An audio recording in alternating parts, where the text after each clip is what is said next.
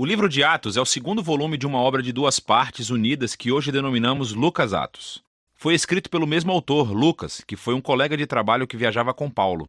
Isso é evidente a partir da introdução do livro, onde Lucas diz: "Eu escrevi o primeiro volume, que é o Evangelho, sobre todas as coisas que Jesus começou a fazer e ensinar." Agora, Lucas fornece aqui uma pista sobre o que será esse livro de Atos. O primeiro volume foi sobre o que Jesus começou a fazer e ensinar. O segundo volume será sobre o que Jesus continuou a fazer e ensinar, o que leva a um ponto muito interessante sobre o nome tradicional, mas não original do livro: os Atos dos Apóstolos. Enquanto diferentes apóstolos aparecem na maioria dessas histórias, a única personagem que unifica toda a história do início ao fim é o próprio Jesus, agindo diretamente ou por meio do Espírito. E assim, o livro teria sido mais preciso se tivesse sido nomeado Os Atos de Jesus e do Espírito Santo. A introdução do livro relata como Jesus, ressuscitado, passa 40 dias com os discípulos ensinando-lhes sobre o reino de Deus. E isso se conecta à história do Evangelho de Lucas, em que Jesus declarou que ele restauraria o reino de Deus sobre o mundo, começando com Israel. Então ele chamou Israel para viver sob o reino de Deus ao segui-lo. E ele foi coroado rei quando desistiu da sua vida, e depois venceu a morte com o seu amor. E assim começa o livro de Atos com o rei Jesus ressuscitado, ensinando os seus discípulos sobre a vida no seu reino. Então, ele promete que o Espírito virá em breve e eles serão imergidos na sua presença pessoal. E isso cumpre uma das principais esperanças dos profetas do Antigo Testamento: que no reino messiânico a presença de Deus, seu Espírito, viria e moraria entre o seu povo em um novo templo e transformaria os seus corações.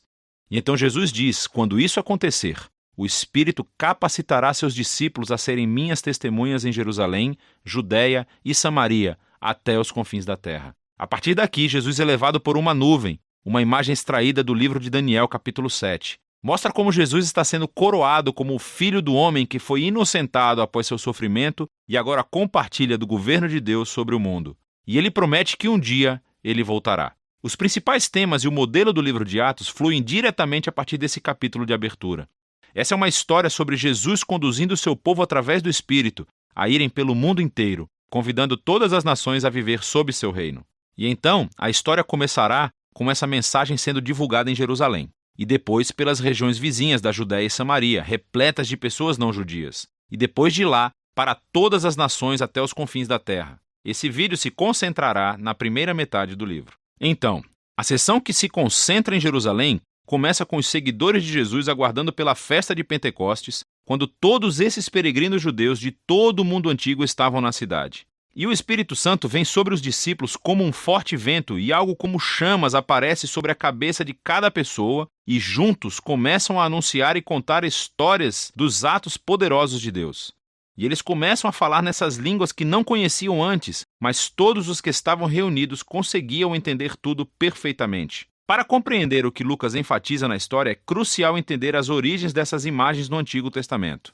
Então, primeiro, o vento e o fogo são uma alusão direta às histórias sobre a presença ardente e gloriosa de Deus enchendo o tabernáculo e o templo. E também está relacionado com as promessas proféticas de que Deus viria e viveria no novo templo do reino messiânico por meio do seu Espírito. Aqui em Atos, a presença ardente de Deus vem habitar no meio do seu povo, não em um edifício. Lucas está dizendo que o novo templo prometido pelos profetas é a nova aliança da família de Jesus, o povo de Jesus, o que se relaciona à segunda coisa que Lucas está tentando dizer aqui. Os profetas prometeram que, quando Deus viesse habitar no seu novo templo, ele reunificaria todas as tribos de Israel sob o reino messiânico, e as boas novas do reino de Deus seriam divulgadas e anunciadas às nações. Lucas descreve em detalhes a integração de multitribos internacionais de todos os israelitas que estavam lá em Pentecostes e que responderam à mensagem de Pedro. Os apóstolos, então, continuam convidando os israelitas a reconhecer Jesus como seu Messias,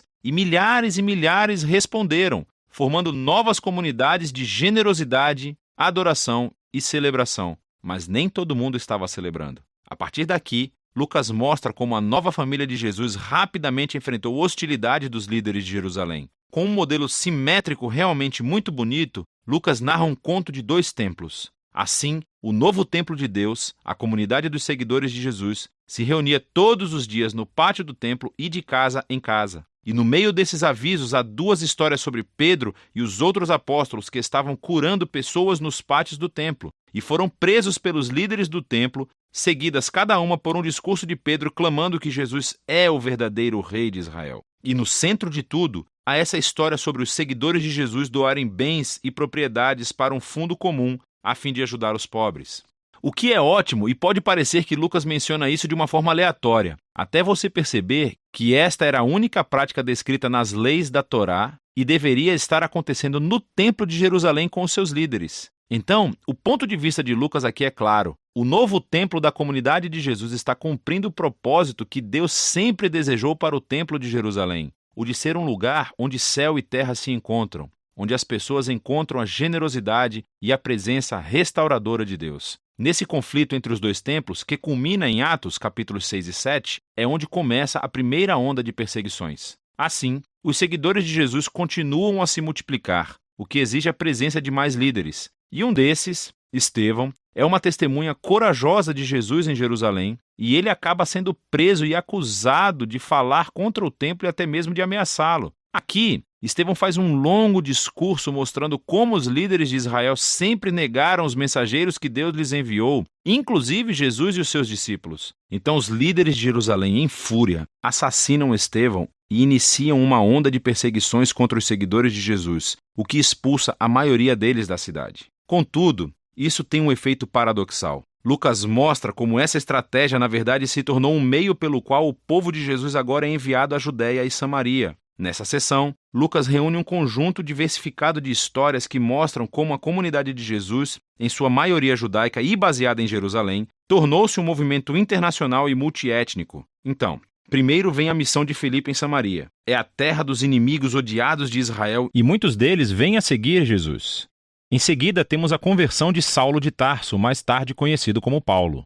Ele era o inimigo mortal e perseguidor dos seguidores de Jesus até conhecer pessoalmente o Jesus ressuscitado e se tornar um defensor apaixonado em nome de Jesus. Segue a história de Pedro quando teve uma visão sobre como Deus não considera o povo não-judeu ritualmente impuro ou indigno de se unir à família de Jesus. Pedro, então, é levado pelo Espírito para a casa de um soldado romano, que está repleta de pessoas não-judias, e todos reagem às boas novas de Jesus. Na verdade, o Espírito apresenta-se poderosamente entre eles, assim como fez para os discípulos judeus no capítulo 2. Todos esses temas se reúnem na fundação da igreja em Antioquia, a maior e mais cosmopolita cidade daquela parte do Império Romano. E Lucas nos diz que Barnabé, um líder judeu da igreja de Jerusalém, foi com Paulo para ajudar a liderar essa comunidade eclesial. E isso deu início à primeira grande igreja multiétnica da história. Foi onde os seguidores de Jesus foram chamados de cristãos pela primeira vez, e é a partir daqui que os primeiros missionários internacionais são enviados.